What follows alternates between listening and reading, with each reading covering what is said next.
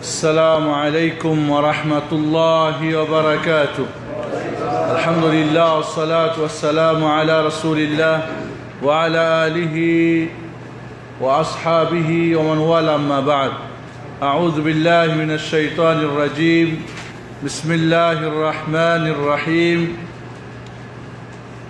سبحان الذي أسرى بعبده ليلا من المسجد الحرام إلى المسجد الأقصى الذي باركنا حوله لنريه من آياتنا إنه هو السميع البصير.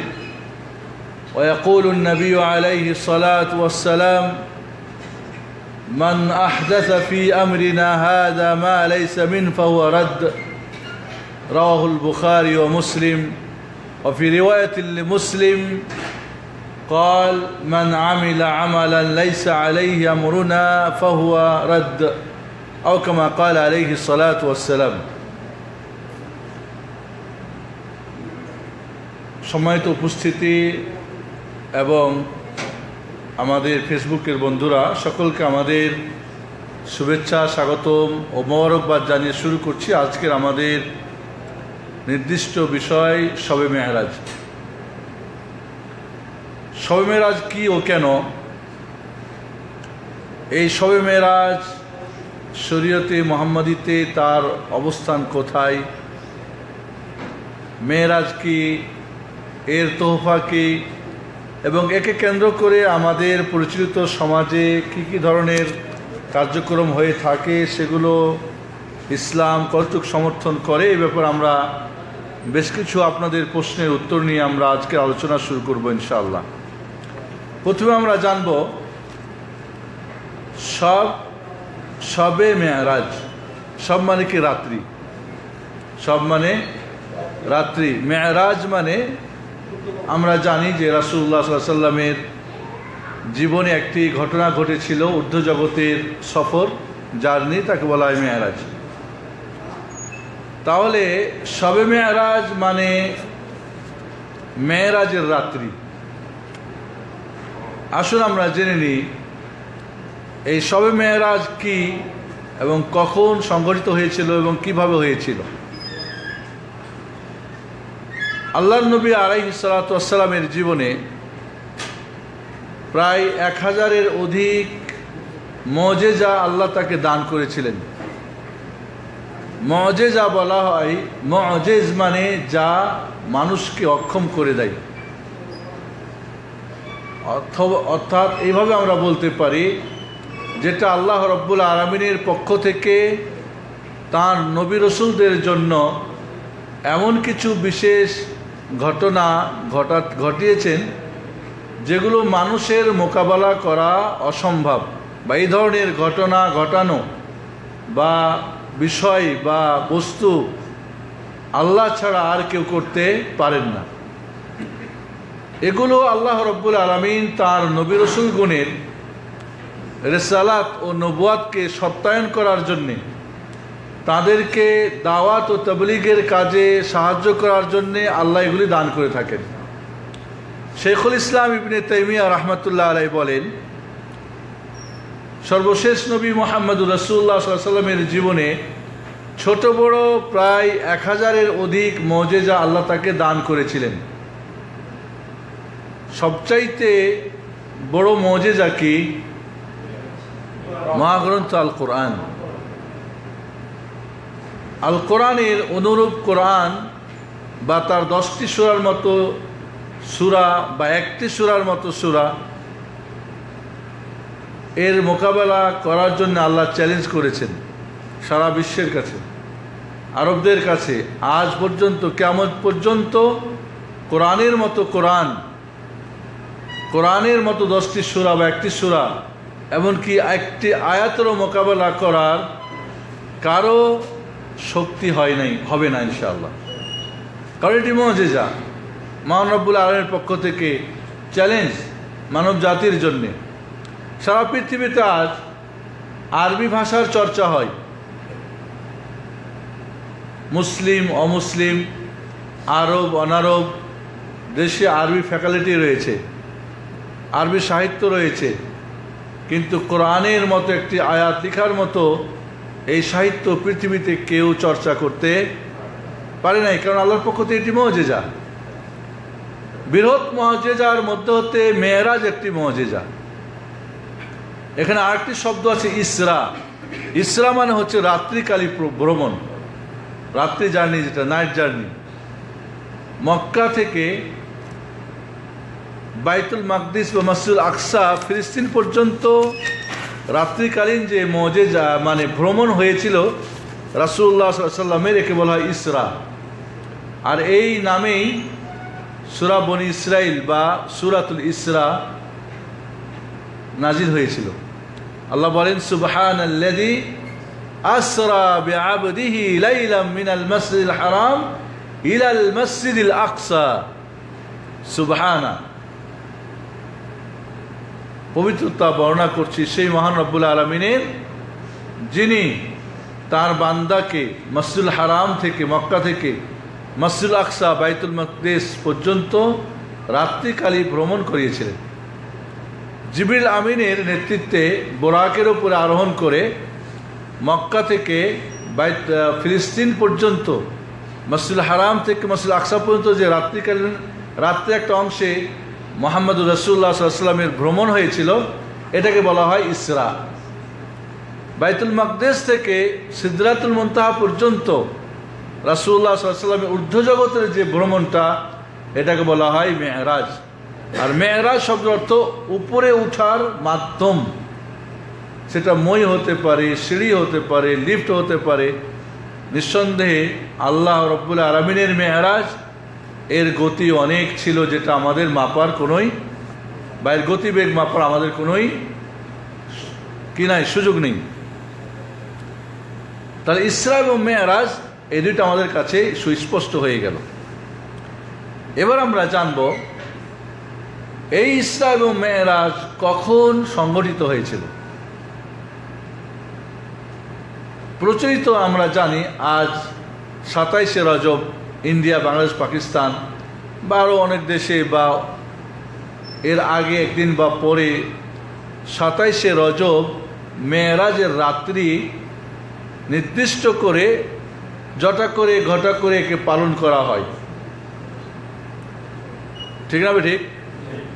আসলে কি এর পেছনে কোনো দলিল, এর কোনো প্রমাণ রয়েছে? এটা আমাদের জানা দরকার। প্রথমত আমরা জানব যে কোরআন এবং বিশুদ্ধ হাদিস এই ব্যাপারে নিশ্চুপ, অর্থাৎ ইসরা এবং মেরাজ কোন মাসে, কোন বছরে, কোন দিনে, কোন বছরে, কোন মাসে, কোন রাত্রিতে এটা সংঘটিত হয়েছিল, এর কোনো দলিল কোরআন এবং বিশুদ্ধ হাদিসে পাওয়া যায় না। তাহলে বোঝা যাচ্ছে এই রাত্রিটা নির্দিষ্ট করা, বা বছর বা দিন বা মাস নির্দিষ্ট করা, এটা আমাদের কোনো প্রয়োজন নেই। প্রয়োজন থাকলে আল্লাহ রাব্বুল আলামিন জানাতেন, বা তার রাসূল জিজ্ঞেস করতেন, বা সাহাবা ইকরাম রাদিয়াল্লাহু তাআলা আনহুম রাসূলুল্লাহ সাল্লাল্লাহু আলাইহি ওয়াসাল্লামকে জিজ্ঞেস করতেন। কিন্তু এই ধরনের কোনো প্রমাণ আমরা পাই না। এজন্যে ঐতিহাসিকগণ বা সিরাত যারা রচনা করেছেন, রাসূলের জীবনী নিয়ে যারা আলোচনা করেছেন, তারা এটা নিয়ে অনেক মতভেদ করেছেন। এর বছর নিয়ে, যেমন কেউ কেউ বলেছেন নবুয়াতের প্রথম বছরেই এই মেরাজ সংঘটিত হয়েছিল, কেউ কেউ বলেছেন ৫ম বছরে সংঘটিত হয়েছে, আবার কেউ বলেছেন হিজরতের আগে, তবে কখন, কেউ বলেছেন নবুয়াতের ১০ম বছরে রজব মাসের ২৭ তারিখে সংঘটিত হয়েছে। তাহলে প্রথম হলো যে নবুয়াতের প্রথম বছরেই, কেউ বলেছেন ৫ম বছরে, কেউ বলেছেন ১০ম বছরের ২৭শে রজব। এই তিনটা মত একেবারেই অগ্রহণযোগ্য এবং বাস্তবের বিপরীত। বাস্তবের বিপরীত হলে কি হয়? মিথ্যা হয়। সত্য কাকে বলে? বাস্তবের সঙ্গে যার মিল থাকে। বরং এর দলিল হলো 10ম বছরের 27শে রজব মেরাজ যে সংগঠিত হয় নাই তার শক্তিশালী দলিল হলো কি? খাদিজা রাদিয়াল্লাহু তাআলা আনহা। খেয়াল করি আমরা, খাদিজা রাদিয়াল্লাহু তাআলা আনহা রাসূলুল্লাহ সাল্লাল্লাহু আলাইহি ওয়াসাল্লামের প্রথম স্ত্রী। তিনি রজব, শাবান, রমজান মাসে মারা যান। কোন মাসে? রমজান মাসে তিনি মারা যান, নবুয়াতের 10ম সালে। আর তিনি মারা যান, এই ব্যাপারে সবাই একমত। আরও একটা ব্যাপারে ঐক্য সবাই, যে খাদিজা রাদিয়াল্লাহু তাআলা নামাজ ফরজ হওয়ার আগেই তিনি মারা গিয়েছিলেন। তো 27শে রজব যদি নবুয়াতের 10ম সালে নামাজ ফরজ হয়েছে, এর মধ্যে কোনো সন্দেহ নেই। মেরাজে তো নামাজ ফরজ হয়েছে, সবাই একমত। খাদিজা রাদিয়াল্লাহু তাআলা রমজানে মারা গেছেন নবুয়াতের 10ম সালে, এটাও একমত। আর একটা একমত হলো যে তিনি নামাজ ফরজ হওয়ার আগেই মারা গিয়েছেন। তাহলে এটা প্রমাণ করে নবুয়াতের 10ম সালের 27শে রজব হয় নাই, হলে তিনি ফরজ নামাজের পেয়েই মরার কথা, ঠিক না বেঠিক? এটাই প্রমাণ করে যে 27শে রজব যারা বলছেন 10ম সালের নবুয়াতের মেরাজ সংঘটিত হয়েছিল, এটা মিথ্যা প্রমাণিত হলো। বোঝা গেছে না? নাই। বাকি থাকলো যারা বলছেন হিজরতের আগে আগে এই মেরাজ সংঘটিত হয়েছিল। কেউ বলেছেন 6 মাস আগে, কেউ বলছেন 8 মাস আগে, কেউ বলছেন 11 মাস আগে, কেউ বলেছেন 12 মাস, 1 বছর আগে, কেউ বলছেন 14 মাস আগে, কেউ বলছেন 16 মাস আগে, কেউ বলছেন 18 মাস আগে। এই মতামতগুলো একাধিক রয়েছে। এতগুলি মত হওয়ার কারণ কি বলেন তো? কোরআনে নাই, হাদিসে নাই। যখন কোনো বিষয় কোরআন সুন্নাহ নিশ্চুপ, তখনই একাধিক মত হয়। নামাজ 5 ওয়াক্ত, এখানে কি 6 ওয়াক্তের কোনো মত আছে? কি বলেন আপনারা? হজ জীবনে একবার ফরজ, কেউ কেউ বলেছেন 2 বার, কারণ হাদিস দ্বারা প্রমাণ হয়ে গেছে। ফজরের নামাজ কেউ বলেছে যে সূর্য ওঠার পরে? কেন? তাহলে দ্বিমত হওয়ার কারণটাই হচ্ছে বিষয়টা সুস্পষ্ট না। এভাবে কেউ বলেছেন এই মাসটা ছিল রমজান মাস, কেউ বলেছেন রজব মাস, কেউ বলছেন রবিউল আউয়াল মাস, কেউ বলছেন রবিউল সানি মাস। মাস নিয়েও মতনৈক্য করেছেন, দিন নিয়েও মতনৈক্য করেছেন।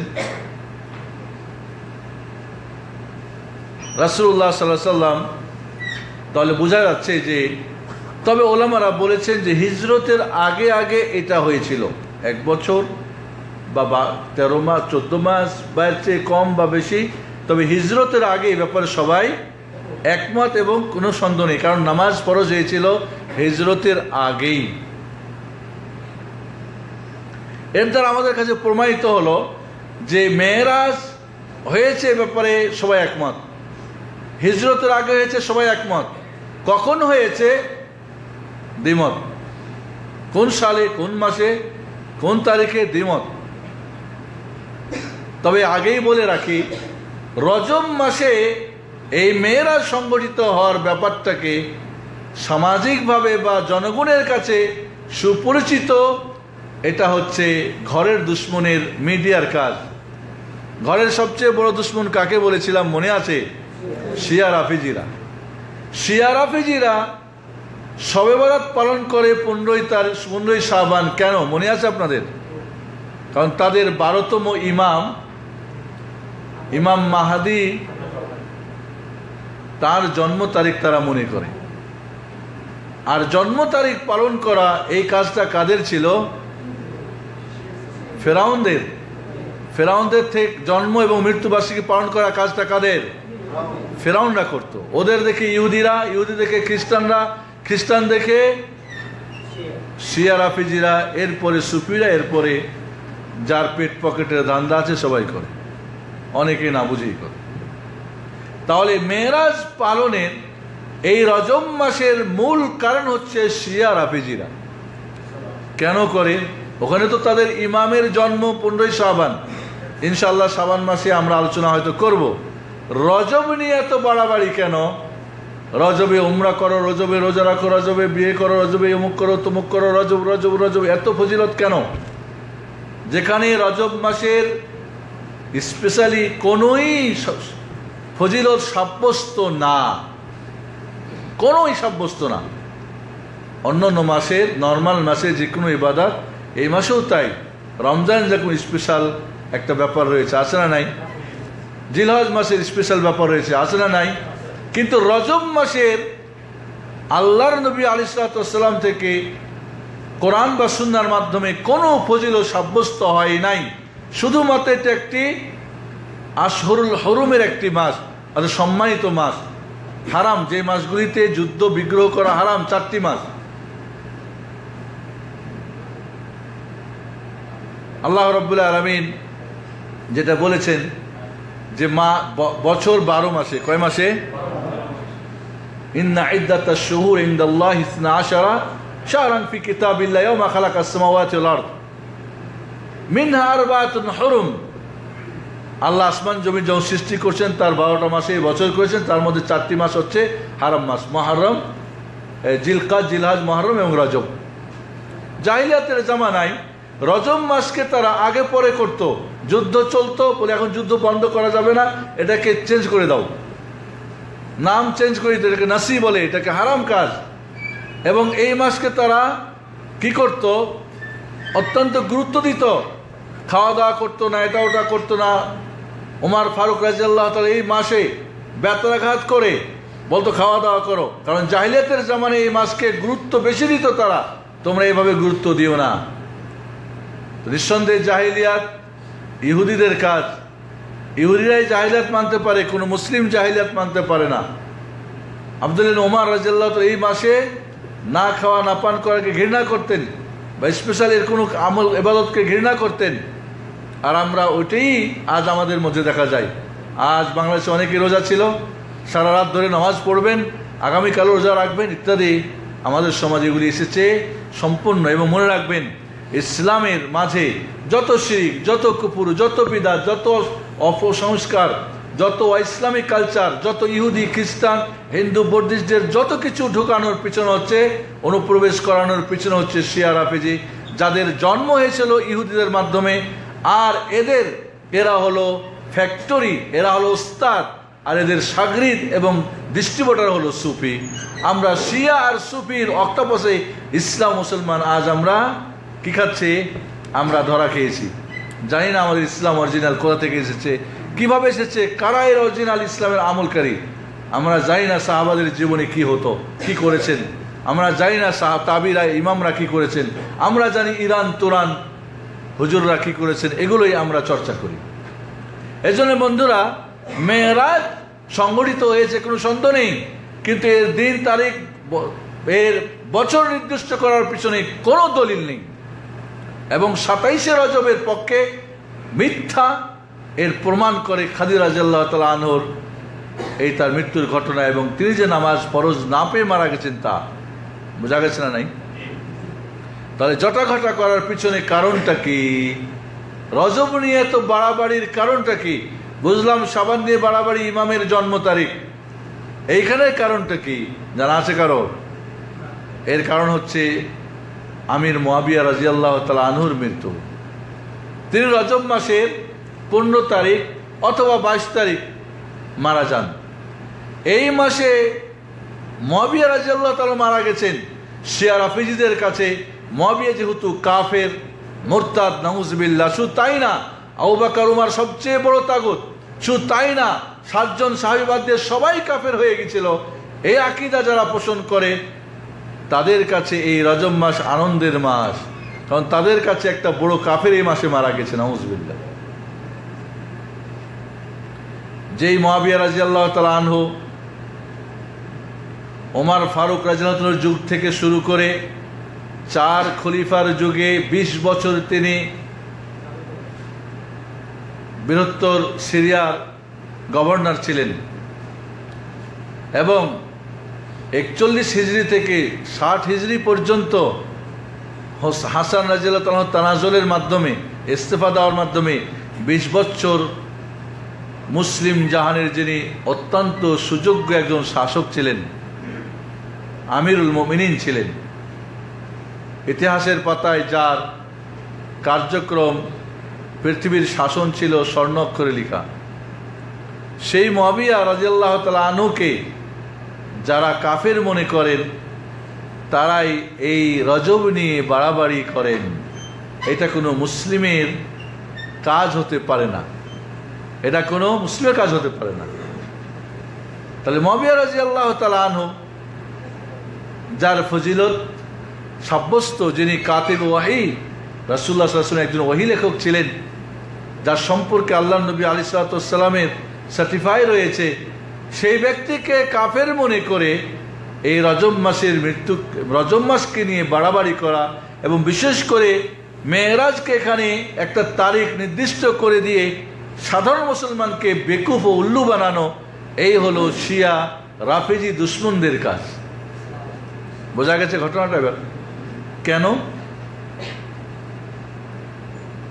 এজন্য বন্ধুরা, কোনো মুসলিম যার ঈমান আছে, যে ইসলাম জানে, সে কখনোই এই 27শে রজব নিয়ে বাড়াবাড়ি আর ছাড়াছাড়ি আর রোজা রাখা আর নামাজ পড়া ইত্যাদি কোনোই নেই। এই জন্যে আমাদের মনে রাখতে হবে যে এই রাত্রিকে কেন্দ্র করে কোনো ইবাদত করা, যেটা আমরা বলবো যে কত কিছু বেদাত, প্রায় এখানে আমাদের কাছে 22, 23টা, 24, 25টা মতো বেদাত তারা করে থাকে, এগুলো আমরা কিছুই করতে পারি না।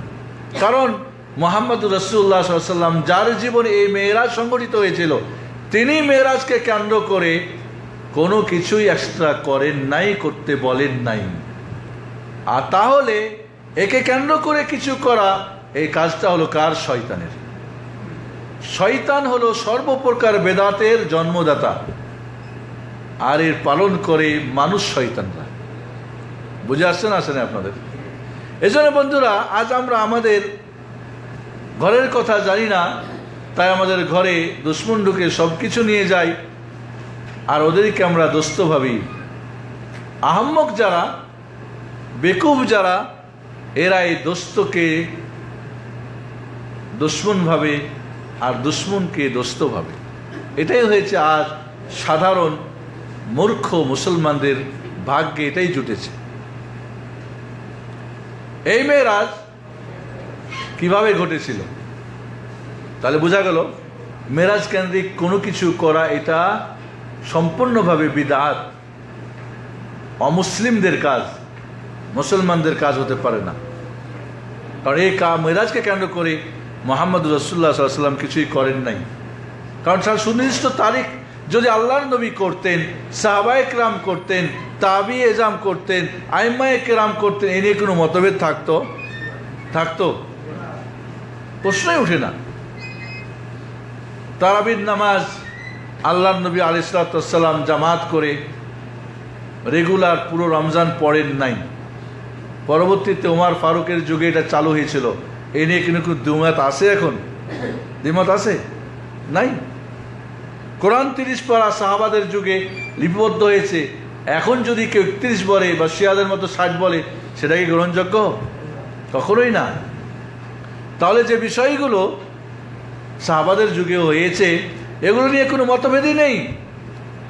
তাহলে বোঝা যাচ্ছে এই নিয়ে কোনো কিছুই ছিল না, সব কিছুই বানানো হয়েছে। আমরা এবার জানবো মেরাজ কেন সংঘটিত হয়েছিল এবং কিভাবে হয়েছিল। ইসরা এবং মেরাজ নিঃসন্দেহে একটি গুরুত্বপূর্ণ ঐতিহাসিক এবং ঘটনা এবং মুজিজা, যার একটা সম্পর্ক জমিনের সাথে, আরেকটা সম্পর্ক ঊর্ধ্ব জগতের সঙ্গে।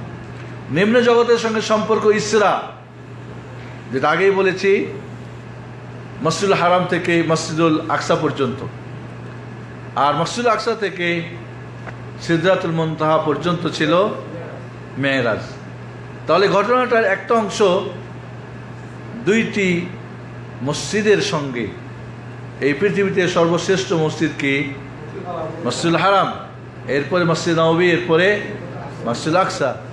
তাহলে মসজিদুল হারাম, মসজিদুল আকসার সঙ্গে সম্পর্ক, এটাই এই ঘটনার গুরুত্ব বাড়ায় না? বাড়ায় না? অবশ্যই বাড়ায়। দুইটি হলো বরকতপূর্ণ জায়গা, দুইটি হলো কিবলাতুল মুসলিমিন, প্রথম কেবলা আমাদের কি ছিল? মসজিদুল আকসা, এরপরে মসজিদুল হারাম। দ্বিতীয়ত, এই ঘটনাটি শুধু ঘটনাই না, বরং বড় একটি মুজিজা, যা রাসূলুল্লাহ সাল্লাল্লাহু আলাইহি ওয়াসাল্লামের নবুয়ত ও রিসালাতের সত্যায়নের জন্য বড় একটি দলিল ছিল। যেখানে মক্কার কাফের মুশরিকরা এই মুজিজার পরেও, এর বাস্তব প্রমাণ দেওয়ার পরেও তারা অবিশ্বাস করেছিল। প্রমাণিত হয়েছিল এই মেরাজের ঘটনায়। আবু জাহাল ফিরাউন হাদিল উম্মাহ, এই উম্মতের সবচেয়ে বড় ফিরাউনকে, এই উম্মতের ফিরাউনকে আবু জাহাল, আর এই উম্মতের সিদ্দিক এই মেরাজকেই ঘটনা করে, মেরাজের ঘটনাকে কেন্দ্র করেই হয়েছিলেন আবু বকর সিদ্দিক রাদিয়াল্লাহু তাআলা আনহু। এছাড়াও এই ঘটনাটি আমাদের আহলুস সুন্নাহ ওয়াল জামাত এদের এবং অন্যদের মধ্যে পার্থক্য করে দেয়। আহলুস সুন্নাহ ওয়াল জামাত এই ঘটনাকে রাসূলুল্লাহ সাল্লাল্লাহু আলাইহি ওয়াসাল্লামের জীবনে সশরীরে সংগঠিত হয়েছিল এবং এটা সত্য বলে তারা বিশ্বাস করেন। এছাড়া এর বহির্ভূত যারা অন্য অন্য বাতিল গ্রুপ ইসলামের নামে তারা এটাকে অস্বীকার করে থাকে, বা মুসলিমরা অস্বীকার করে থাকে, এটা কিভাবে সম্ভব, কিভাবে হলো, ইত্যাদি ইত্যাদি। আমরা জানবো যে এই ঘটনাটা কেন ঘটেছিল, কেন মেরাজ।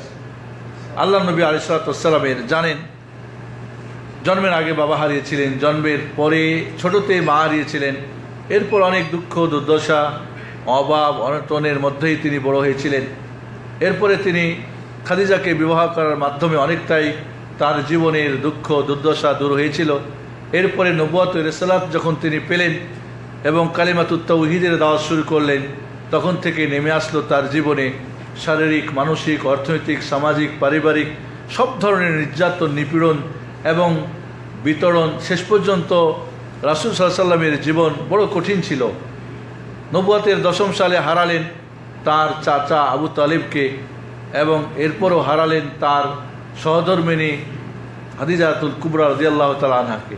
রাসূলের জীবন, এরপরে তিনি গেলেন তয়েফে দাওয়াত দিতে, সেখানেও তিনি নির্মমভাবে তাদের হাতে নির্যাতিত হলেন, সমস্ত শরীরে তারা রক্ত ঝরালো। এইভাবেই রাসূলের কঠিন জীবন যখন যাচ্ছে, ঠিক আল্লাহ রাব্বুল আলামিন চাইলেন তার হাবিব, তার সর্বশ্রেষ্ঠ নবী ও রাসূল মুহাম্মদুর রাসূলুল্লাহ সাল্লাল্লাহু আলাইহি ওয়াসাল্লামের জীবনের সব ধরনের দুঃখকে দূর করাতে চাইলেন।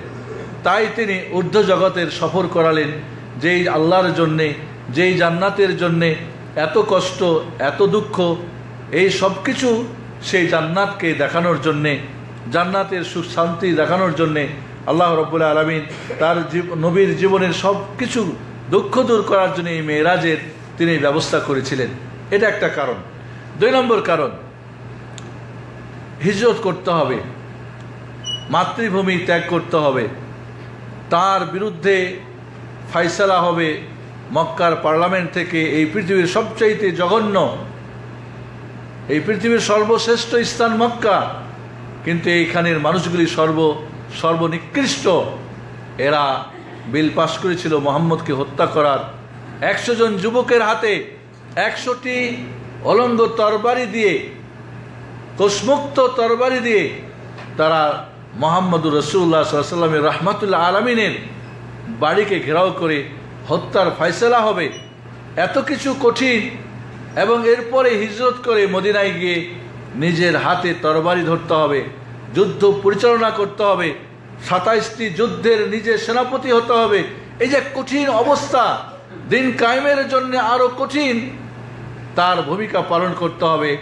এই কঠিন কাজ বাস্তবায়ন করার জন্যে তার ঈমানকে মজবুত করার জন্য আল্লাহ রাব্বুল আলামিন এই মেরাজ সংগঠিত করেছিলেন তার নবীর জীবনে। এছাড়া আরও একটি বিশেষ কারণ, যে জান্নাতে পৌঁছতে হলে, ঊর্ধ্ব জগতে জান্নাত রয়েছে, আল্লাহর সন্তুষ্টি অর্জন করতে হলে সবচেয়ে বড় মাধ্যম ইবাদতের মধ্যে নামাজ। এই নামাজ এই মেরাজের তোহফা, সবচেয়ে বড় গিফট ছিল। সেটাও একটা কারণ ছিল, কিভাবে মানুষ ঊর্ধ্ব জগতে পৌঁছবে, কিভাবে মানুষ তার শারীরিক, মানসিক, অর্থনৈতিক সামাজিক এবং তার চারিত্রিক ঈমান এবং ইয়াকিনকে মজবুত করতে পারে, আল্লাহর সঙ্গে গভীর সম্পর্ক করতে পারে, জান্নাতে পৌঁছতে পারে, তার মাধ্যম নামাজ এই মেরাজের মাধ্যমে আল্লাহ দান করবেন, এটাও একটা কারণ ছিল। একাধিক কারণ থাকতে পারে, মূলত এই তিনটি কারণ আমরা এখানে বর্ণনার জন্য উপযুক্ত মনে করছি, যদি এছাড়া আরও কারণ রয়েছে। এই মেরাজ, ইসরা এবং মেরাজ রাসূলুল্লাহ সাল্লাল্লাহু আলাইহি ওয়াসাল্লামের জীবনে দুইবার ঘটেছিল। একটা স্বপ্নের জগতে, স্বপ্নে আল্লাহ নবী আলাইহিস সালাতু ওয়াসসালাম তার এই মেরাজ সংঘটিত হয়েছিল, আর এটা ছিল প্রস্তুতি সশরীরে মেরাজের জন্য। সশরীরে মেরাজ হবে, এর আগে স্বপ্নের জগতে এই মেরাজটা হয়েছিল, এরপরেই ছিল সশরীরে মেরাজ। এবং জাগ্রত অবস্থায়, যদি এখানে কেউ অবিশ্বাস করে জাগ্রত অবস্থায় না, এটা হয় নাই ইত্যাদি, আমাদের বিশ্বাস রাখতে হবে যে এই মেরাজ সশরীরেই সংঘটিত হয়েছিল, জাগ্রত অবস্থায় সংঘটিত হয়েছিল, এর মধ্যে কোনো সন্দেহ করা যাবে না। কোনো সিরাত লেখক অমুসলিমদের চাপের মুখে পড়ে অস্বীকারও করেছে যে সশরীরে হয় না, এটা স্বপ্নেই হয়েছিল।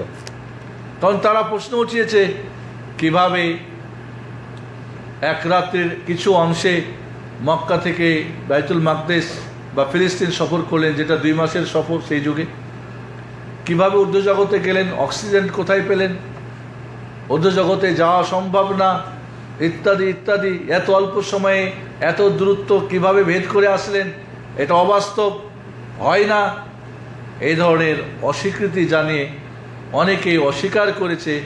আবার অনেকেই হয়তো বিভিন্ন ব্যাখ্যা বিশ্লেষণ দেওয়ার অপচেষ্টাও করেছেন।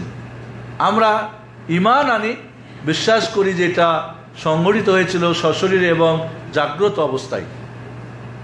কিভাবে সংঘটিত হয়েছিল, এখানে বিভিন্ন বর্ণনায়, বিশেষ করে আবু যার গিফার রাদিয়াল্লাহু তাআলা আনহু, মালিক বিন সাআসা, তারপরে আব্দুল্লাহ ইবনে মাসউদ, আব্দুল্লাহ ইবনে ওমর, আনাস বিন মালিক, এছাড়া আব্দুল্লাহ ইবনে আব্বাস, হুযায়ফা ইবনুল ইয়ামান, বেশ কিছু সাহাবীর মাধ্যমে এই কি বলে মেরাজের ঘটনা বর্ণিত হয়েছে। সংক্ষিপ্তভাবে বলি, কারণ এটা আমাদের সিরাতের কিতাবে বিস্তারিত রয়েছে। আল্লাহ নবী আলাইহিস সালাতু ওয়াসসালাম মক্কায় ঘুমিয়েছিলেন, এমত অবস্থায় জিবরিল আমিন রাসূলুল্লাহ সাল্লাল্লাহু আলাইহি ওয়াসাল্লামকে জাগিয়ে তার সিনা অপারেশন করে সেটাকে জমজমের পানি দিয়ে ধুয়ে ঈমান ও হিকমাত দিয়ে ভরপুর করে সেটাকে সেলাই করে দেন। এরপরে বোরাক হাজির করে, বোরাক হচ্ছে সাদা রঙের, খচ্চরের চাইতে একটু ছোট, গাধার চাইতে বড়। বোরাক মানে হচ্ছে বার্ক থেকে বোরাক মানে বিজলি গতিতে যার গতিবেগ। এরপরে এটার উপর আরোহণ করে রাসূলুল্লাহ সাল্লাল্লাহু আলাইহি ওয়াসাল্লাম হলেন যাত্রী, ড্রাইভার হলেন কে? জিবরিল আমিন আলাইহিস সালাতু ওয়াসসালাম, আর যাত্রী হলেন মুহাম্মদুল আমিন আলাইহিস সালাতু ওয়াসসালাম, আর এই উন্নত বাহন হচ্ছে বোরাক। পৌঁছে গেলেন বাইতুল মাকদেসে। সমস্ত নবী রসুলগণ যেখানে তাদের বাহন বাঁধতেন সেখানে রাসূল বেঁধে দিলেন। এরপরে সকল নবী রসুলদেরকে আল্লাহ হাজির করলেন। রুহানি জগতে না সশরীরে আল্লাহ দ্বারা সবই সম্ভব, বর্ণনা নেই। নামাজ পড়লেন 2 রাকাত, সাব্যস্ত হলে তিনি সৈয়দুল মুরসালিন খাতামুন নবীয়িন। এরপরে জিবরিল আমিন তার কাছে 1 পেয়ালা দুধ 1 পেয়ালা মদ হাজির করলেন। তিনি দুধ চয়েস করে পান করলেন। ফেরেশতা জিবরিল বললেন, যদি আপনি ইখতার তাল ফিতরা, আপনি ইসলাম চয়েস করেছেন, সঠিককে তাওহীদকে চয়েস করেছেন, যদি আপনি মদ চয়েস করতেন তাহলে আপনার উম্মত গুমরাহ হয়ে যেত, পথভ্রষ্ট হয়ে যেত। এরপরে মেরাজ আনা হলো। একে একে তিনি প্রথম, দ্বিতীয়, তৃতীয়, চতুর্থ, সপ্তম আকাশ পর্যন্ত তিনি উপরে গেলেন জিবরিল আমিনের নেতৃত্বে, এবং আদম আলাইহিস সালাতু ওয়াস সালাম, এরপরে কি বলে আপনার ঈসা আলাইহিস সালাতু ওয়াস সালাম, জাকারিয়া আলাইহিস সালাতু ওয়াস সালাম, ইদ্রিস আলাইহিস সালাতু ওয়াস সালাম, ইউসুফ আলাইহিসসালাম, হারুন আলাইহিসসালাম, মুসা আলাইহিসসালাম এবং সর্বশেষ সপ্তম আকাশে ইব্রাহিম আলাইহিসসালামের সাক্ষাৎ হলো। সকলে তাকে ওয়েলকাম জানালেন, আহলান সাহলান মারহাবা জানালেন, কল্যাণ ও মঙ্গলের দোয়া করলেন। এরপরে আল্লাহ সেখানে সিদরাতুল মুনতাহা বড়ই বৃক্ষর কাছে গিয়ে জিবরিলের সঙ্গে সাক্ষাৎ হলো। এখানে আল্লাহ রাব্বুল আলামিন তার নবীর প্রতি 50 ওয়াক্ত নামাজ ফরজ করলেন। মুসা আলাইহিসসালামের পরামর্শে আল্লাহর কাছে বারবার সুপারিশ করাতে এটা 5 ওয়াক্ত হলো। 5 ওয়াক্ত আদায় কিন্তু নেকি হবে 50 ওয়াক্তের, এটা আল্লাহ ফয়সালা করলেন। আল্লাহর নবী ফিরে আসলেন দুনিয়াতে। আবু জাহালের বসে আছেন। আবু জাহাল বলল, হ্যাঁ মোহাম্মদ, নতুন কোনো খবর টবর আছে? বলে, হ্যাঁ এই ঘটনা। বলে, দাঁড়াও দাঁড়াও, লোকজনকে ডেকে বলো যেটা তুমি বলতেছিলে একটু আগে। আল্লাহ নবী বর্ণনা করলেন, বলুন দেখো এটা কি সম্ভব? তারপরে তারা বলল, ঠিক আছে, বাইতুল মাকদেস তো মোহাম্মদ কখনো যায় নাই, আমরা তো অনেকে গেছি, জিজ্ঞেস করো বাইতুল মাকদেস। জিজ্ঞেস করতে শুরু করলো। আল্লাহ নবী বলা শুরু করলেন। একটু বর্ণনা করতে গিয়ে আমার মধ্যখানে তিনি আর পারছেন না। আল্লাহ রাব্বুল আলামিন বাইতুল মাকদেস পুরোটাই আল্লাহ নবীর সামনে হাজির করলেন। তিনি দেখেন আর উত্তর দেন। ওরা যে কোনো প্রশ্ন করে, তারা বলল উত্তর তো সব ঠিক আছে। তারপর বললো, ঠিক আছে, আর কি প্রমাণ আছে? বলেন যে আমি আসার সময় তোমাদের ব্যবসা কাফেলা আসতেছে, ওরা অমুক সময় এসে হাজির হবে এবং তাদের আমি পানি পান করেছি। আমাদের বরফ দেখে তাদের যে উটটা, বড় উট যেটা সর্দার উট, সেটা ভয় পেয়েছিল, সেটাও প্রমাণিত হলো। তারপরে তারা বলল যে না, এটা জাদু, এগুলো বিশ্বাস করতে রাজি না। আবু বকর সিদ্দিক হলো আর আবু জাহাল ফেরাউন হয়ে গেল এই মেরাজের মাধ্যমে। 5 ওয়াক্ত নামাজ ফরজ হলো। আল্লাহ জিবরিল আমিনকে আল্লাহ পাঠালেন, এই নামাজ পড়ার প্রশিক্ষণ দিলেন, সময় বলে দিলেন। আর এইভাবেই নামাজ এসে গেল উম্মতের জন্যে। নামাজের মাধ্যমে বান্দা আল্লাহর সন্তুষ্টি অর্জন করবে। জান্নাতের কিয়ামতের প্রথম প্রশ্ন হবে জান্নাতের চাবি কী পাবে, সার্টিফিকেট পাবে এই নামাজের মাধ্যমেই। আর যারা নামাজে ফেল করবে তারাই জাহান্নামে যাবে। এই হলো মেরাজের সংক্ষিপ্ত বর্ণনা। বন্ধুরা, আমরা আসি যে এই মেরাজের 4টি তোহফা ছিল। কয়টি তোহফা? একটা ঘড়ি দেবেন কেউ? কয়টি তোহফা? 4টি। 1 নম্বরে ছিল 5 ওয়াক্ত নামাজ। 1 নম্বরে কি? 5 ওয়াক্ত নামাজ। 2 নম্বরে তোহফা ছিল সূরা বাকারা শেষের 2টি আয়াত। কয়টি আয়াত? 2টি আয়াত। আমানা রাসূলু বিমা উনজিলা ইলাইহি মির রাব্বিহি। 3 নম্বর গিফট ছিল মহান রব্বুল আলামিনের পক্ষ থেকে। সেটা হলো এই উম্মতের যে শিরিক করবে না, শিরিক না করে মারা যাবে, আল্লাহ তাকে ক্ষমা করবেন। আর 4 নম্বর গিফট ছিল সুবহানাল্লাহ আলহামদুলিল্লাহ ওয়ালা ইলাহা ইল্লাল্লাহ আল্লাহু আকবার, জান্নাতে গাছ লাগানোর বীজ। সুবহানাল্লাহ বলে একটা গাছ লাগা হবে, আলহামদুলিল্লাহ বলে একটা, আল্লাহু আকবার বলে একটা, লা ইলাহা বলে একটা।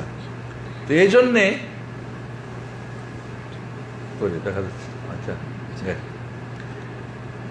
তাহলে এই মেরাজের গিফট কয়টা হলো? 4টি। 5 ওয়াক্ত নামাজ, যে শিরক ছাড়া মারা যাবে তাকে আল্লাহ ক্ষমা করবেন, ইমানের উপর যে মারা যাবে। আর 3 নম্বরে সূরা বাকারা শেষের 2টি আয়াত, এই তাফসীর আমরা করি নাই। আর 4 নম্বরে হলো সুবহানাল্লাহ আলহামদুলিল্লাহ ওয়ালা ইলাহা ইল্লাল্লাহ আল্লাহু আকবার। জান্নাতে ইব্রাহিম আলাইহিস সালাম মুহাম্মদুর রাসূলুল্লাহ সাল্লাল্লাহু আলাইহি ওয়াসাল্লাম ডেকে বললেন, জান্নাতে গাছ লাগার এই বীজগুলি নিয়ে যাও, তোমার উম্মতকে তুমি দান করবে। তাহলে এই 4টা হলো এই মেরাজের গিফট। বিশেষ করে নামাজ, এই নামাজ যে পড়বে সেই জান্নাতে যাবে। সেই মেরাজ তার জীবনে সত্যিকারে প্রতিফলিত হবে মেরাজের মাধ্যমে। আবার যারা বলে আসসালাতু মেরাজুল মুমিন, নামাজ মুমিনের মেরাজ, এটা মিথ্যা কথা, এটা একটা জাল হাদিস, জাল কথা। এই ধরনের কোনো হাদিস প্রমাণিত নেই।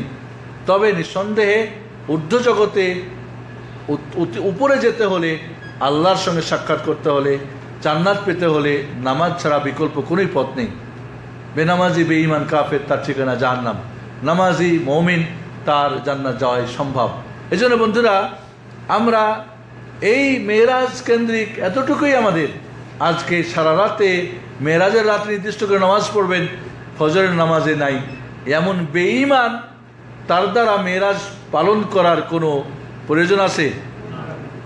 এবং শয়তানের যে কাজ তাকে বুঝতে কোনো কষ্ট আছে? শয়তান তো তাই করবে। শবে বরাতে সারা রাত নামাজ পড়ে ফরজ নামাজের খবর নেই।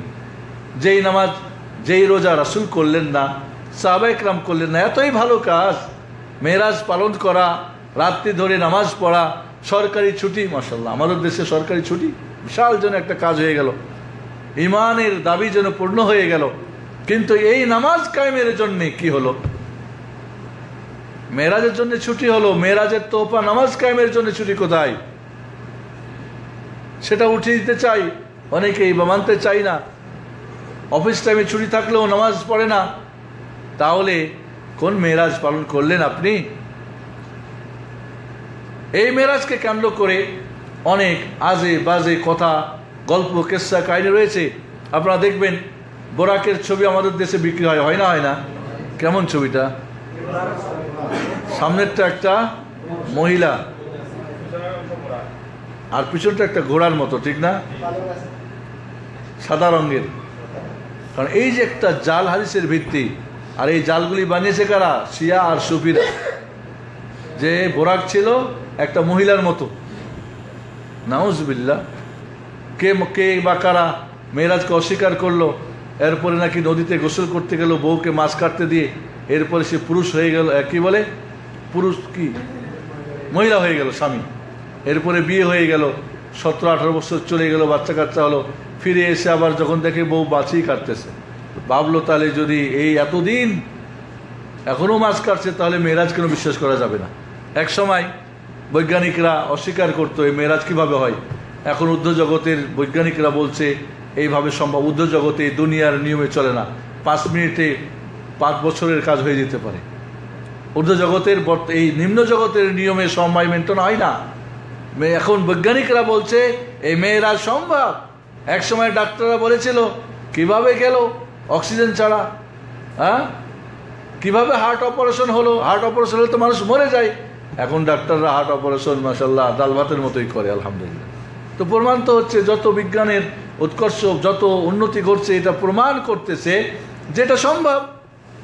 তাহলে যারা অস্বীকার করত, আমি বলবো যে আপনারা এখন ঊর্ধ্বজগৎ যাওয়া সম্ভব বিশ্বাস করেন, হার্ট অপারেশন বিশ্বাস করেন, অক্সিজেন ছাড়া কিভাবে গেল।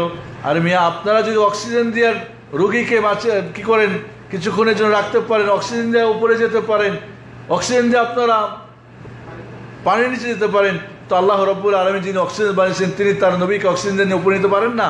আরে তিনি কি অক্সিজেন ছাড়াও নিতে পারেন না? আরে এমন অপারেশন করেছিলেন যে অপারেশনের মাধ্যমে অক্সিজেন লাগেও না, এমন অপারেশন করেন না আপনারা, দেখি হতে পারে একদিন প্রমাণ হবে যে এটা সম্পূর্ণই সত্য ছিল, কোনোই মিথ্যার কোনো অবকাশই নেই। আলহামদুলিল্লাহ। তাহলে বন্ধুরা, এই মেরাজ এতটুকুই। আজ আমরা মেরাজকে নিয়ে জটাঘটা কত কিছুই করলাম, কারণ জটাঘটা করলে কিছু ফায়দা আছে। এবং আমাদের ঘরের সবচেয়ে বড় দুশমন শিয়া রাফেজিদের বানানো নিয়ে আমরা লম্ফঝম্প করলাম, এটা কোনো প্রকৃত চালাক মুসলমানের কাজ নয়। মেরাজ কেন্দ্রিক যে সমস্ত বেদাতগুলো আমাদের সমাজে প্রচলিত, এবং এই রজবকে কেন্দ্র করে কত যে জাল হাদিস বানিয়েছে আল্লাহর বান্দারা, আল্লাহ তাদের হেদায়েত দান করো। আমি শুধু সংক্ষিপ্ত বেদাতগুলো গুনে দিচ্ছি, দিয়ে ছাড়ছি। জাল হাদিস বর্ণনা করার এর আগে আমরা আলোচনা করেছি, জাল হাদিসগুলো আপনারা অনলাইনে দেখে নেবেন। বেদাতগুলোর মধ্যে 1 নম্বর হচ্ছে যেটা জাহিলিয়াতের জামানে করতো, রজব মাসকে আগে পরে করতো। রজব মাসে যুদ্ধ করবে, এই জন্য একে আগে বা পরে চেঞ্জ করে নিত, বলছে এটা রজব না, নাম চেঞ্জ করে তারা যুদ্ধ চালিয়ে যেত। 2 নম্বরে রজবের শুরুতে দোয়া পড়া, আল্লাহ বারিক লানা ফি রাজাব ওয়া শাবানা ওয়া বাল্লিগনা রমাদান। হে আল্লাহ, রজবে এবং শাবানে আমাদের বরকত দাও এবং রমজান পর্যন্ত আমাদের পৌঁছে দাও। এটা একটা দোয়া পড়ে থাকে, এটা একটা জয়ীফ দুর্বল হাদিস, গ্রহণযোগ্য নয়। 3 নম্বরে বিশেষ প্রথম জুমার দিন, প্রথম বৃহস্পতিবার, মানে রজব মাসের প্রথম জুমার দিনে 12 রাকাত নামাজ পড়া, এটা একটা বিধাত। 4 নম্বরে মধ্য রজবে সালাত উম্মে দাউদ পড়া, উম্মে দাউদ বলে নামাজ একটা চালাই। এবং ওরা বলে যে আবদুল্লাহ সুলতান মদিনার এক লোক ছিল, এই লোকটা খুব শুধু রজব মাসে নামাজ কালাম করতো আর বাকি মাস মদ পান করতো, ব্যভিচার করতো, যা ইচ্ছা তাই করতো। লোকটা যখন মারা গেল তখন দেখা গেল তার চেহারাটা খুব নুরানি চেহারা। রাসূলুল্লাহ সাল্লাল্লাহু আলাইহি ওয়াসাল্লামের কাছে গিয়ে সাহাবায়ে কেরাম আশ্চর্য বলে, এটা কেন? তো জিজ্ঞেস করো তার স্ত্রীকে, বলল লোকটা মদ পান করতো, ব্যভিচার করতো, চুরি করতো, সব কিছুই করতো, নামাজ কালাম কিছুই করতো না, কিন্তু রজব আসলে নামাজ পড়তো, ইবাদত করতো। আল্লাহ নবী বলেন এই জন্যেই তার এমনটা হয়েছে। এর মানে বেনামাজি বানানোর এরকম মিথ্যা হাতিয়ার দেখলেন। এবং রজবকে কোথায় নিয়ে গেল শিয়ারা সুফিরা, চিন্তা করে দেখেন। এই জন্যে এই মাসের বিশেষ নামাজ উম্মে দাউদ নামাজ পড়া। এইভাবে সালাতুর রাগায়েব 12 রাকাত নামাজ পড়া, এটাও একটা বিদাত। এছাড়া এই মাসে আরও যে বেদাত করে থাকে তারা, সেটা হলো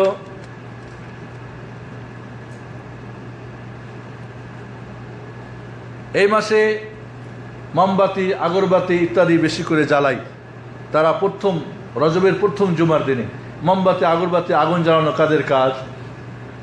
অগ্নি পূজকদের কাজ। অগ্নি পূজকদেরই অন্য নাম হলো শিয়া রাফেজি, ওখান থেকেই তাদের জন্ম। ওই ইরান, আগে ওই ইরানই রয়ে গেছে, অগ্নি পুজো ছাড়তে পারে নাই। আমার দেশে যেমন অনেকে মুসলমান হয়েছে হিন্দুদের কালচার ছাড়তে পারে নাই। কয়েকদিন আগে দেখলেন না মঙ্গল যাত্রা করলেন, আপনারা দেখেন না, আপনারা বৈশাখী করতেছেন, এই ধরনের হিন্দুদের দেখেন না মেলা মোলাতে পোলাপান গিয়ে করে ভরপুর। কেন? হিন্দু ধর্ম নামে ছাড়লেও কাজে অনেক কিছুই রয়ে গেছে এদের।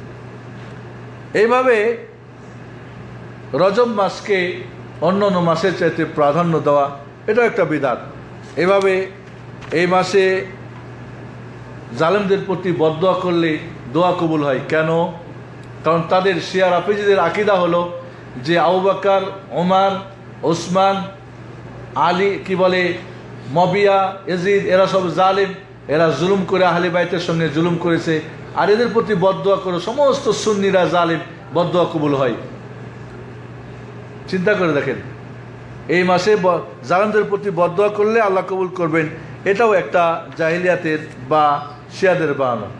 এইভাবে এই মাসে জাকাত দান সাদকা করা স্পেশালিটি মনে করে।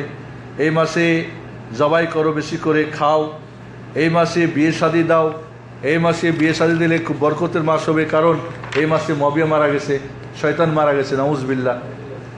এইভাবে লাগাতার 3টি মাস রোজা রাখা, রজব, শাবান, রমজান।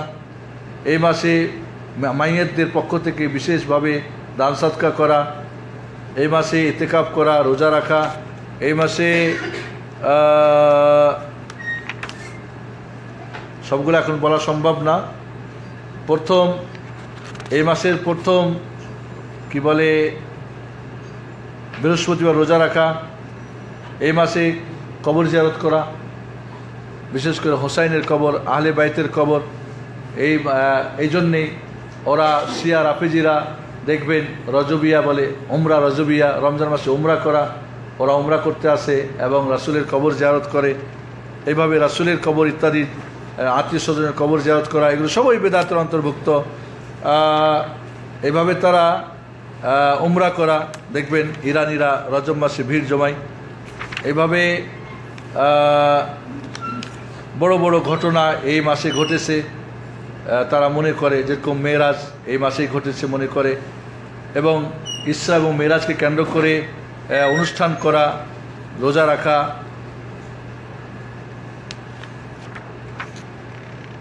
রাত্রে রোজা রাখা, রাত্রে ইবাদত করা, দিনের বেলা রোজা রাখা, এগুলো সবই বেদাতের অন্তর্ভুক্ত। এই মাসে সমস্ত বিদাত মনে রাখতে হবে। একটা বেদাত যখন উদযাপিত হয় কি হয় বলেন তো? প্রথমত এটি বিদাত। বেদাত শরীয়তে কি? জান্নাত না জাহান্নাম? কুল্লু বিদাতিন দালাল কুল্লু দালালাতিন ফিন্নার। বেদাত মানে হচ্ছে গোমরাহ, গোমরাহ মানে জাহান্নাম। দ্বিতীয়ত এখানে অপচয়, এই যে রাত্রিকে কেন্দ্র করে খাওয়া দাওয়া ইত্যাদি, বাতি জ্বলবে, অমুক হবে তমুক, অপচয় আছে না নাই? অপচয়কারী কার কাজ? শয়তানের কাজ। ওলা তুবাযির তাবযীরা ইন্নাল মুবাযযিরিনা কানু ইখওয়ানা শায়াতীন, শয়তানদের কাজ। তৃতীয়ত এই মেরাজ পালনের মাধ্যমে সরকারি ছুটি হলো। সরকারি ছুটি হলে মিল কারখানা, অফিস আদালতে কত কত লক্ষ কোটি, কত কোটি, হাজার হাজার কোটি টাকার কি উৎপাদন বন্ধ হলো, সেটা কি ক্ষতি না? তাহলে মুসলমানদেরকে কিভাবে একদিক থেকে খরচ করে নষ্ট করো, এক থেকে কি করো ইনকাম বন্ধ করো, সব দিক থেকে ধ্বংস হও। এই হলো তো আপনাদের ঘরের দুশ্মনদের কাজ। আমরা তো মনে করলাম কিছু তো খাওয়া পাইলাম, হুজুরদের তো কিছু পকেটের টাকা আর পেটের তো মুরগির রান গেল, মনে করলো কিছু একটা হয়ে গেল। বন্ধুরা, এইভাবেই আমাদেরকে সত্য থেকে দূরে সরানো হয়েছে। এই মেরাজের যে মূল হাদিয়া নামাজ আমাদের নেই, শিরিক মুক্ত জীবন নেই, শিরিক দিয়ে ভরপুর করে দেওয়া হয়েছে। আমাদের জিকির আজকার সুবহানাল্লাহ আলহামদুলিল্লাহ লা ইলাহা ইল্লাল্লাহু আকবার নেই। আমরা আজকে ফিকির নিয়ে ব্যস্ত, দুনিয়া নিয়ে ব্যস্ত। আমাদের মাঝে সূরা বাকারার শেষের যে 2 আয়াত, এর গুরুত্ব বৈশিষ্ট্য আমরা আগে আলোচনা করেছি। আপনারা দেখে নেবেন, শুনে নেবেন, পড়ে নেবেন, সেটাও আমাদের জীবনে নেই। আজ আমরা আছি অন্য জগতে, মাঝে মাঝে কিছু করে মুসলিম প্রমাণ করতে চাই। আসলে এটা অমুসলিম প্রমাণেরই বাস্তবতা। জটা করে ঘটা করে মুসলিম তার ইসলাম পালন করে না, বরং ইসলাম তার প্রতিনিয়ত প্রতিটি মুহূর্তেই ইসলাম প্রতিপালন করাই হলো তার দায়িত্ব, কর্তব্য। আল্লাহ রাব্বুল আলামিন আমাদেরকে এই মেরাজের গিফট নামাজ কায়েম করে ঊর্ধ্ব জগতে জান্নাত এবং মহান রব্বুল আলামিনের সন্তুষ্টি অর্জন করার আমাদের তৌফিক দান করুন। আখেরাতের পাশ ফেল নামাজ, এই নামাজে পাশ করে আমরা যেন জান্নাত পেয়ে ধন্য হই, শিরক মুক্ত জীবন যেন আমরা গড়তে পারি, জিকির আজকাল আমাদের জীবনে থাকে, সূরা বাকারার শেষের যে 2টি আয়াত আমরা নিয়মিত আমল করতে পারি, এই হলো। এবং যারা আমাদের দুশমন, তারা আমাদেরকে এই ধরনের বিদআত দিয়ে আমাদের আকীদা ও আমলকে আমাদের নষ্ট করে, দুনিয়া ও আখিরাতকে নষ্ট যারা করে, তাদের থেকে যেন আল্লাহ আমাদেরকে, আমাদের পরিবার, জাতি, আমাদের সমাজকে, মুসলিমকে যেন হেফাজত করে, ইসলামকে হেফাজত করে। দুশ্মনকে যেন আমরা দুশ্মন জানি, দোস্তকে যেন দোস্ত জানি, সেই তৌফিক যেন আমাদেরকে দান করেন। আজকের মতো এতটুকুই আমরা আলোচনা শেষ করছি। আল্লাহ রাব্বুল আলামিন আমাদেরকে তুমি সত্য জানার, মানার এবং সেই সত্যকে সবার কাছে প্রচার করার তৌফিক দান করো। আমিন। ওয়া সাল্লাল্লাহু ওয়া সাল্লাম আলা মুহাম্মদ ওয়া আলা আলিহি ওয়া সাহবিহি আজমাইন। প্রথমে আপনাদের প্রশ্ন শুরু করব।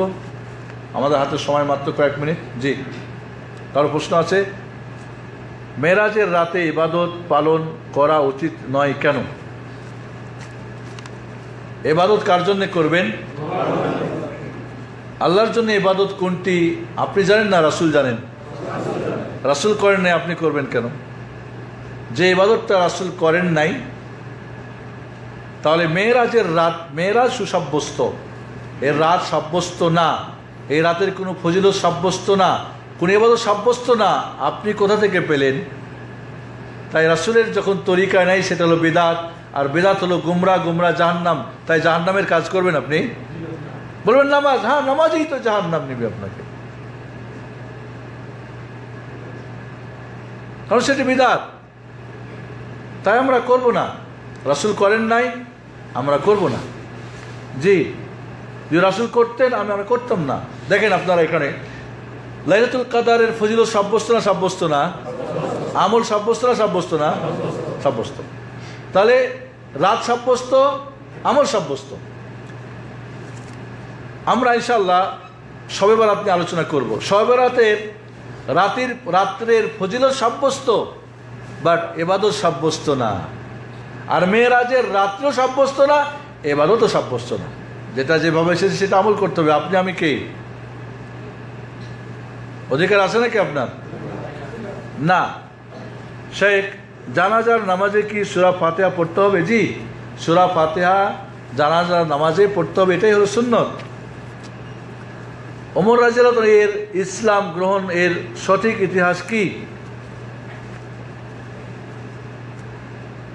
ওমর রাদিয়াল্লাহু আনহু ইসলাম গ্রহণের সিরাতের বইয়ে যে সমস্ত ঘটনা বর্ণনা করা হয়, যে তিনি তার রাসূলুল্লাহ সাল্লাল্লাহু আলাইহি ওয়াসাল্লামের শিরচ্ছেদ করার জন্য উলঙ্গ তরবারি নিয়ে যাচ্ছিল এবং প্রতিমধ্যে কেউ বললেন যে তোমার পরিবারে তো ইসলাম গ্রহণ করছে, ঘরের খবর না রেখে তুমি বাইরে যাচ্ছ কেন?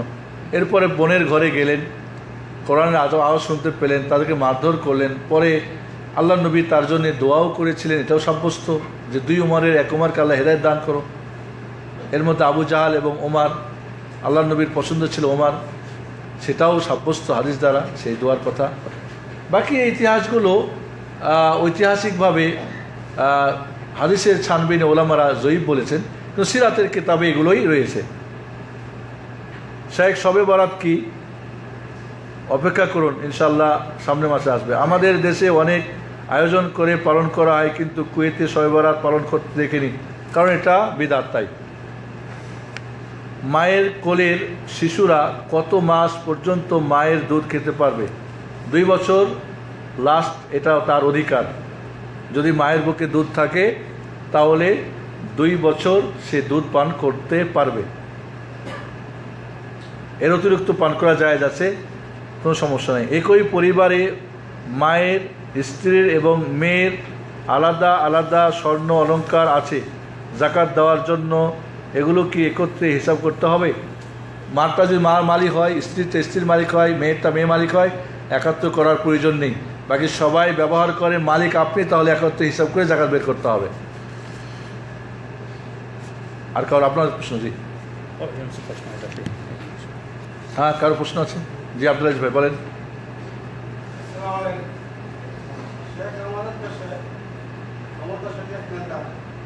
সমস্ত ইমামদেরকে ইমামদেরকে গালি দিছে, কুত্তার বাচ্চা বলে, সে কি মুসলমানদের দুশমন না? এটা প্রশ্নর কি প্রয়োজন আছে বলেন তো? আপনারা জানেন দুশমন না দুশমন না? আমারে জিজ্ঞেস করেন কেন? কোনো সন্দেহ আছে? সন্দেহই নেই। কেউ যদি আল্লাহকে গালি দেয়, রাসূলকে গালি দেয়, সাহাবাদেরকে গালিগালাজ করে, তাহলে সে তো মুসলমানই থাকবে না। মুসলিম জাতিকে কেউ ঘৃণা করে, মুসলমানদের পরাজয় ভালো লাগে, অমুসলিমকে পছন্দ করে, এটা মুনাফিক। এগুলো নিঃসন্দেহে এরা মুসলমানদের দুশমন, কোনো সন্দেহ নেই। স্ত্রী কি তালাক দিতে পারবে? স্ত্রী অনুমতি না দিলে হয় দ্বিতীয় বিয়ে করতে পারবে? স্ত্রী, এটা প্রশ্নের আগেও আমাদের কাছে অনেকবার এসেছে। স্ত্রী স্বামীকে তালাক দিতে পারবে যদি স্বামী বিয়ের সময় স্ত্রীকে তালাক দেওয়ার পাওয়ার দিয়ে থাকে। এটাকে বলা হয় তালাক তাহউইজ। অর্থাৎ বিয়ের সময় স্ত্রী বলে, এই শর্ত যদি তুমি পালন না করো বা এই অধিকার আমাকে না দাও, আমি তোমাকে তালাক দিতে পারবো। আর স্বামী যদি বলে যে হ্যাঁ তোমাকে অধিকার দেওয়া হলো, তাহলে এই শর্ত ইতিবাচক, যদি নেতিবাচক হয়, নেতিবাচক ইতিবাচক হয়, স্ত্রী তালাক দিয়ে চলে যেতে পারবেন। অথবা স্ত্রী স্বামীর দুনিয়া বা দিনের কোনো কারণে অপছন্দ হলে স্বামীকে প্রস্তাব দেবে, আমাকে তুমি তোমার জীবন থেকে আলাদা করে দাও, তোমার পাওনা দাওনা আমার কাছ থেকে নিয়ে নাও। আর স্বামী যদি তার সম্মতি দেয় তাহলে সেটা খোলা তালাক বলে। খোলা মানে খুলে দেওয়া, উঠিয়ে দেওয়া, বন্ধন উঠিয়ে দেওয়া, সেটাও হতে পারে। অথবা ফাস্ক, স্বামী স্ত্রীর অধিকার আদা করছে না, সেক্ষেত্রে স্ত্রী কোর্টে গিয়ে তার বিরুদ্ধে নালিশ জানাবে, কোর্ট তাকে ডাকবে, এবং সে যদি তার অধিকার দিতে মানে বাধ্য না হয় বা রাজি না হয় বা দিতে না পারে বা দিতে না চায়, সেক্ষেত্রে কোর্টের কাজী মানে বিচারক, জাজ বিবাহ বিচ্ছেদ করে দিলে সেটাও বিচ্ছেদ হয়ে যায়। আমার দেশে সাধারণত মেয়েরা কোর্টে গিয়ে যারা ডিভোর্স করে, সেটার আসল যে রহস্যটা হলো এই, আমাদের কাবিননামার মধ্যে একটা পয়েন্ট আছে, এই শর্ত স্বামী পালন না করলে স্ত্রী তাকে তালাক দিয়া যাইতে পারিবে। এটা কোনো সেটিং হয় না, কথাবার্তা হয় না, স্বামী কোনো তাকে মানে তালাক দেওয়ার সুযোগ সুবিধাও করে দেয় না। কিন্তু যখন কোনো গলমিল হয় বা স্ত্রী অন্য কোথায় পরকীয়া প্রেমে বা যে কোনো দানে বামে হলে দেখা যায় কোর্টে গিয়ে, কাজীখানায় গিয়ে ওই কাবিননামার কপিটার মধ্যে টিক দিয়ে বলে, স্বামীর তালাক দেওয়ার আমাকে অনুমতি দিয়েছিল, তাই ওর ভিত্তিতে তালাক দিয়ে চলে যায়। এই ধরনের তালাক হবে না, এবং অন্য জায়গায় বিয়ে হলেও সেটা তাদের বিয়েও হবে না। বোঝা গেছে না? নাই। দ্বিতীয় বিয়ে করার জন্য স্বামীর প্রথম স্ত্রীর অনুমতির প্রয়োজন আছে কি না? প্রয়োজন নেই, প্রয়োজন নেই। তবে আপনার দেশের যেহেতু এটা একটা নিয়ম, সেই নিয়ম যদি ভঙ্গ করেন আর স্ত্রী গিয়ে কেস করে, তাহলে তো আপনাকে জেল হাত খাটতে হবে। সেটা আপনি ভাবে চিন্তাই করবেন। দেশের যেহেতু নিয়ম, বাকি আপনি দেশ ছাড়া হয়ে যাবেন, দেশে থাকবেন না, তো সেটা আপনি বুঝবেন। এখানেই এসে শরীয়তের নিয়ম মানতে বাধ্য, প্রথম স্ত্রীর অনুমতি নেওয়ার প্রয়োজন নেই, দ্বিতীয় বিয়ে করব, শরীয়তে নাই, কিন্তু শরীয়তের অনেক কিছুই মানেন না, সেটার কিন্তু কোনো খবর নেই। তবে স্ত্রীর অনুমতি ছাড়া বিয়ে করলে বা সম্মতি ছাড়া বিয়ে করলে আপনার বিয়ে তো হয়ে যাবে, সরকারি নিয়মে আপনি জেলখানায় বা জরিমানায় আসবেন। এছাড়াও আপনার বিয়ে করবেন কি জন্য মিয়া? শান্তির জন্য, ঠিক না? আর প্রথম বউ যদি আপনার সম্মতি বা অনুমতি না দেয় তো অশান্তি হয়ে যাবে, ঠিক না? তো বিয়ে করে লাভটা কি? তবে ইসলামে জায়েজ রেখেছে, তার একাধিক কারণ রয়েছে, বাস্তবসম্মত কারণ, এখানে কোনো সন্দেহ নেই। জি, আপনাদের আর কার প্রশ্ন? সময় শেষ।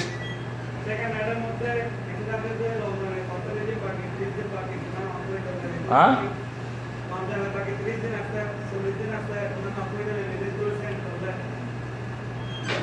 এটা একটা জাল মিথ্যা কথা। রমজানের স্বাগতম তুমি কাউকে জানালে তোমার সব গুনাহ মাফ হয়ে মুখ, তুমি এগুলো মিথ্যা জাল কথাবার্তা। আবার হাদিস দিয়েও বলে, রাসূল বলেছেন, এগুলো সব মিথ্যা কথা, এগুলিতে শেয়ার করবেন না, সাথে সাথে ডিলিট করে দেবেন। নাম। ওয়ালাইকুম আসসালাম ওয়া রাহমাতুল্লাহ।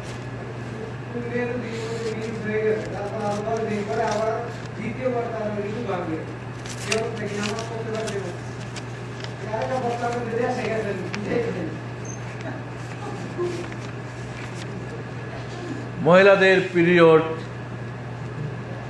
নির্দিষ্ট সময় পার যদি হয়ে যায় এবং জানা থাকে 7 দিন, 3 দিন, 10 দিন, তাহলে নির্দিষ্ট দিনের পরের দিনগুলো বুঝতে হবে এটা একটা ইস্তেহাজা বলে, রোগ, একটা প্রদর বা কি বলে এটাকে ইংরেজিতে, হ্যাঁ, লিকুরিয়া।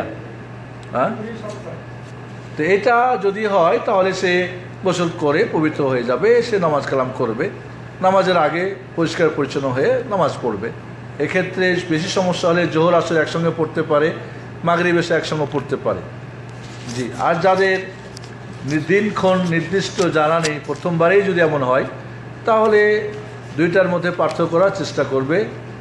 বিভিন্ন পার্থক্য করার নিয়ম আছে, সেটা ব্যক্তিগতভাবে যারা জানে ডাক্তারের সঙ্গে বা যারা এই বিষয়ে অভিজ্ঞ আলেমদের সঙ্গে পরামর্শ করে বিষয়টা সিদ্ধান্ত নেবে।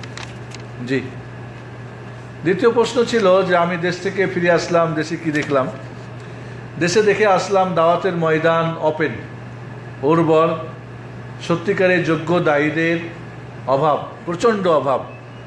মানুষ সত্য জানতে চায়, শিখতে চায়, আমল করতে চায়।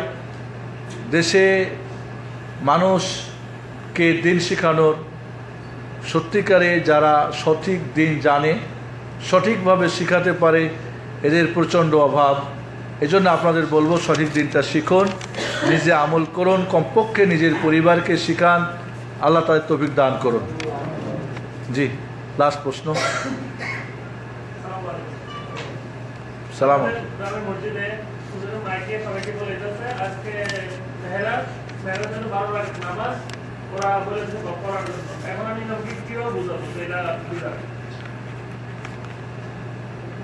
গ্রামের মসজিদের ইমাম মাইক দিয়ে বলেছেন আজকে 12 রাকাত নামাজ পড়তে, মেরাজের নামাজ। আমি এখন কিভাবে বুঝাবো? ভাইয়ের প্রশ্ন, ঠিক না? পাগলরে জিজ্ঞেস করা হয়েছিল, পাগল 2 আর 2 কত? বলেছিল 4 রুটি। আবার জিজ্ঞেস করা হলো, রুটি বলিস কেন? 4 তো যথেষ্ট। 2 আর 2 4, মানে পাগলকে পরীক্ষা করছে যে অঙ্ক কিছু জানে কিনা। একেবারে পাগল না, বুঝে, কয়ে 2 আর 2 4 বুঝে, এর মানে সে আজরে পাগল না। তালে কি বলে এটাকে? তালে মাতাল, জাতে মাতাল, তালে ঠিক। মানে 4 রুটি যে বুঝে, তো বললো যে আসলে 4টার বুঝি না, আমার পেটে ক্ষুধা আছে, আমারে রুটি দাও, খাই। তো যারা এরকম জাতে পাগল, তালে ঠিক, তাদেরকে বোঝা সম্ভব না, ঠিক না? পাগলরে যতক্ষণ রুটি না দেবেন তখন পর্যন্ত আপনার উপর অন্যায় করবে, হয়তো মারধর করবে, ঢিল মারবে। এখন কথা হচ্ছে আপনি বুঝেছেন কিনা সেটা বুঝেন। আপনি বুঝেছেন, আপনার পরিবারকে বোঝার চেষ্টা করেন। আপনার টাকা দিয়ে শবে মেরাজ, শবে বরাত পালন করবে, আপনার কিয়ামতের হিসাব দিতে হবে, সেটা আপনি চিন্তা করেন। হুজুরে বোঝানোর আগে আপনি বোঝার চেষ্টা করুন। আপনি বুঝলে হুজুর বুঝে যাবেন, কোনো সমস্যা নেই। বলে আপনারা তো মিলাদ করেন, আমি বলি মিলাদ করব, করেন মিলাদ। হুজুরে পকেটের টাকা আর মুরগির রান বন্ধ করেন, হুজুর এই মিলাদ বেদাত বলে কিনা দেখা যাক। কাজে আপনি বুঝেছেন, বন্ধ করার চেষ্টা করেন, পড়েন ইতিহাস বইপত্র পড়েন, ইসলাম জানেন। রাসূলুল্লাহ সাল্লাল্লাহু আলাইহি ওয়াসাল্লামের জীবনে মেরাজ ঘটেছিল, মেরাজ কেন্দ্রিক কিছু হলে তিনিই প্রথম করতেন। তা যেহেতু সাব্যস্ত না, তাহলে আপনার হুজুর করলে আপনি করবেন, মুহাম্মদ রাসূলুল্লাহ সাল্লাল্লাহু আলাইহি ওয়াসাল্লাম করেন নাই। আবু বকর বুঝলেন না, ওমর উসমান বুঝলেন না, তারা খলিফাতুল মুসলিমিন, তারা সরকারিভাবে এটাকে ছুটি ঘোষণা করতে পারলেন না, আপনি ঘোষণা করে বড় কিছু হয়ে গেলেন। আগেই বলেছি এগুলির সব কিছুর ওস্তাদ হচ্ছে শিয়া রাফেজিরা, আর শিয়া রাফেজির লিঙ্ক হলো ইহুদিদের সাথে, আর শিয়া রাফেজ থেকে জন্ম হলো সুফি, আর সুফিদের লিঙ্ক তাদের সঙ্গে। এইভাবে লিঙ্গে লিঙ্গে কি রয়েছে, একটা সামঞ্জস্যতা রয়েছে, একটা সমঝোতা রয়েছে। আপনি কি ইসলাম শিখবেন শিয়া থেকে, সুফি থেকে, না আপনি ইসলাম শিখবেন মুহাম্মদ রাসূলুল্লাহ সাল্লাল্লাহু আলাইহি ওয়াসাল্লাম থেকে? কাজী বন্ধুরা, কারোর সঙ্গে কোনো ঝগড়াঝাটি করে না, আপনি সমঝোতার সাথে নিজে বুঝুন। নিজে যদি বুঝেন, আপনি যদি চোখওয়ালা কানা হয়ে হাঁটেন, এরপরে পথ জিজ্ঞেস করেন, তো আপনাকে তো বলতেই পারে একজন যে গর্তের দিকে চলে যা, পড়ে যা গর্তে। চোখটা খোলেন না, তাহলে না গর্তটা দেখবেন। আর চোখ বন্ধ রেখে কতদিন কানা সেজে থাকবেন আপনারা? চোখ খোলেন, আল্লাহ চোখ দিয়েছেন, চর্মচক্ষু এবং জ্ঞান চক্ষু, এরপরে আপনার এটা বন্ধ হবে ইনশাআল্লাহ। আজকের মতো আমরা এখানে শেষ করছি। পরিশেষে আবারও আমরা বলবো, এই মেরাজকে কেন্দ্র করে যত বিদআতের পাহাড় গড়া হয়েছে, এগুলো সবগুলোই আমাদের বাইরের শত্রুর মাধ্যমে, ঘরের শত্রু দিয়ে অনুপ্রবেশ, এগুলি থেকে বিরত থাকতে হবে। মেরাজের গিফটগুলো আমরা আমাদের জীবনে বাস্তবায়ন করি এবং সত্যকে জানি, আমল করি, আর আমরা অন্যের কাছে প্রচার করি। আল্লাহ যেন তৌফিক দান করেন। আপনারা সময়ত উপস্থিতি এবং ফেসবুকের বন্ধুরা সকলকে আবারও পরিশেষে আমরা অনেক অনেক শুকরিয়া ও কৃতজ্ঞতা জানাচ্ছি, আপনাদেরকে ধন্যবাদ জানাচ্ছি। এভাবেই আমরা হক ও বাতিলের মধ্যে পার্থক্য করার জন্যে আল্লাহ যেন আমাদের তৌফিক দান করেন, সেই দোয়া কামনা করি। মেরাজের গিফট নামাজকে আমাদের জীবনে কায়েম করে নামাজি হয়ে কিয়ামতের ময়দানে নামাজের সার্টিফিকেট পেয়ে আমরা জান্নাত পেয়ে ধন্য হতে পারি। আল্লাহ সেই তৌফিক দান করুন, আমিন। ওয়াসাল্লাল্লাহু ওয়া সাল্লাম আলা মুহাম্মদ ওয়া আলা আলিহি ওয়া সাহবিহি আজমাইন। সুবহানাকা আল্লাহুম্মা ওয়া বিহামদিকা আশহাদু আল্লা ইলাহা ইল্লা আনতা আস্তাগফিরুকা ওয়া আতুবু ইলাইক। আসসালামু আলাইকুম ওয়া রাহমাতুল্লাহি ওয়া বারাকাতুহু।